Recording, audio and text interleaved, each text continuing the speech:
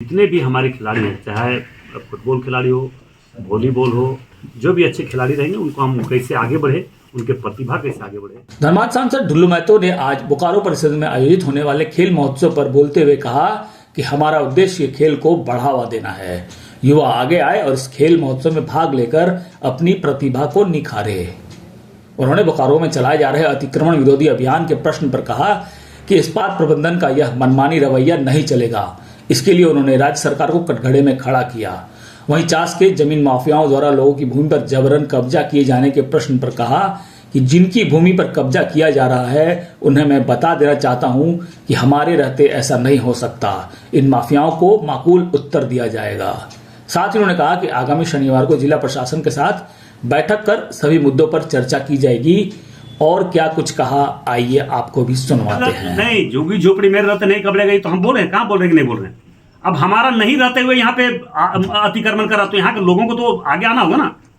तो आपसे वहाँ तो स्टील मिनिस्टर से मिल करके स्टील मिनिस्टर को संज्ञान दिए हैं। क्या मानते हैं कि बीएसएल के अधिकारी जिम्मेदार हैं? निश्चित तौर पर बीएसएल के अधिकारी, यहाँ के प्रशासन के लोग जब तक नहीं चाहेंगे, उनको मजिस्ट्रेट डिप्यूट नहीं होता तो अगर कर रहा है तो उस पर कार्रवाई होनी चाहिए। पूर्व के डीसी तो कहा था कि जब अगर बीएसएल अगर अतिक्रमण, किसी भी तरह का कोई अतिक्रमण करने जा रहा है या कहीं पे जा रहा है तो उस पर मजिस्ट्रेट डिप्यूट होगा तब करेगा। मजिस्ट्रेट तो है, उस पर कोई कार्रवाई नहीं हो रहा है। मजिस्ट्रेट डिप्यूट है, मजिस्ट्रेट डिप्यूट बीएसएल का मजिस्ट्रेट डिप्यूट है कि जिला प्रशासन का डिप्यूट। ये तो जब जिला प्रशासन बोल के अगर इस तरह से कर रहा है तो राज्य सरकार दोषी है। हाँ, एसपी भी बयान दे रहे हैं कि हटेगा, हम मजिस्ट्रेट डिप्यूट की एसपी कोई मालिक नहीं है, एसपी हटाने वाला कोई मालिक नहीं है कि एसपी हटाएगा। उसका मालिक बीएसएल अगर यदि चाह रहा है कि हमारे जमीन पर बैठा हुआ तो उसको बैठ कर निराकरण करे। एसपी कोई मालिक है, एसपी लॉ एंड ऑर्डर देखना है। अगला कदम आपका क्या होगा? अगला कदम होगा, बात करेंगे। हम कल ही जा रहे हैं, उसके मिनिस्टर से बात करेंगे। बात करके यहाँ के जो बीसीसीएल के बड़े, बीएसएल के जो बड़े अधिकारी उससे बात करवाएंगे। और आज डीसी से बात की है, अनलीगल तरीके से किसी भी कीमत पर कोई काम बीएसएल प्रबंधन नहीं किया जा सकता। सरकार के पदाधिकारी का है, पैसा पर कुछ भी अब गलत काम करवा लीजिए। मतलब इतनी स्थिति खराब हो गई है। आप भी जानते हैं, हम भी जानते हैं, इसीलिए तो आप लोग सवाल कर रहे हैं और हम इसका जवाब दे रहे हैं। भी करते हैं। अभी भी हम डीसी महोदय से बात किए हैं। अगले शनिवार को हम लोग बैठेंगे।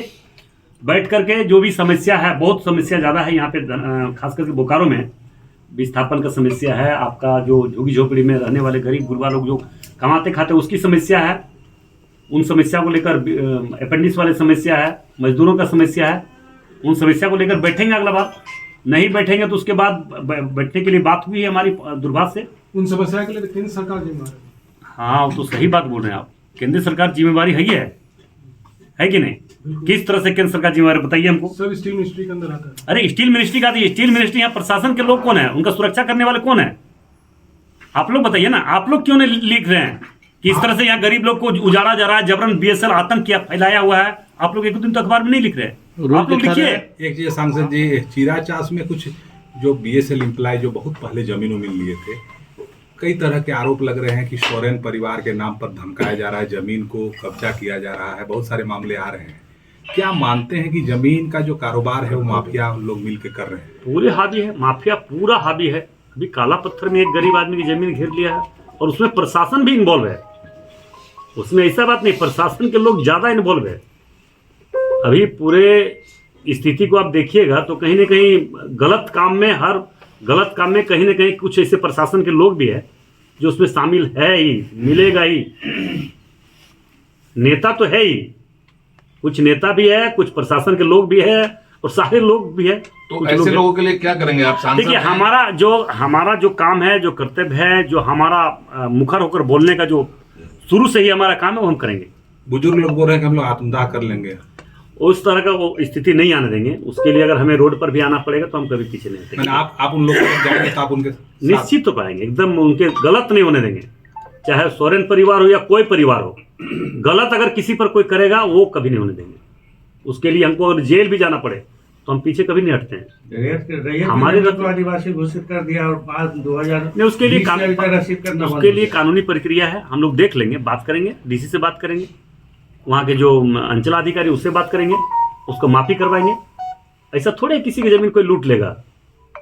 सांसद हो, विधायक हो, कोई भी हो, किसी का जमीन कोई लूट नहीं सकता है।